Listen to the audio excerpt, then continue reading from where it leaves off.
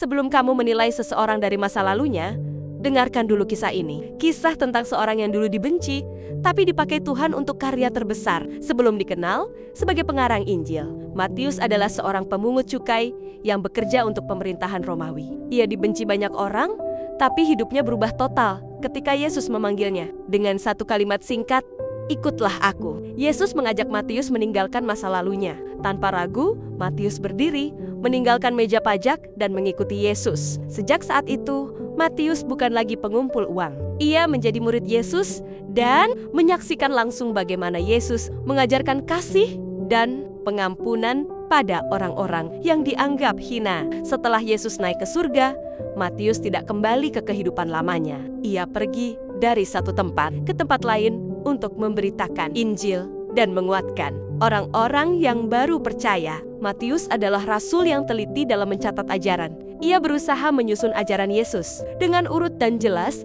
agar mudah dipahami oleh orang Yahudi. Karena itu, Matius akhirnya menulis Injil yang sekarang kita kenal sebagai Injil Matius. Tujuannya jelas, agar semua orang mengerti bahwa Yesus adalah Mesias yang sudah dijanjikan sejak zaman Nabi. Injil Matius menekankan bahwa Yesus bukan raja yang membawa peperangan, melainkan raja yang membawa keselamatan dan pembebasan bagi manusia. Setelah menyelesaikan Injilnya, tradisi gereja menyebutkan Matius melanjutkan perjalanan misi ke banyak wilayah, di antaranya Ethiopia dan Persia, untuk memberitakan kabar baik. Hingga napas terakhirnya, Matius tetap setia pada panggilannya. Ia wafat sebagai martir. Ia tidak pernah takut mati, karena ia tahu untuk siapa ia hidup. Pesan moral, masa lalu tidak menentukan masa depan. Matius membuktikan bahwa orang yang dulu dibenci pun bisa dipakai Tuhan untuk karya besar. Jika ia berani berubah dan melangkah mengikuti kebenaran, jangan menyerah dengan masa lalumu.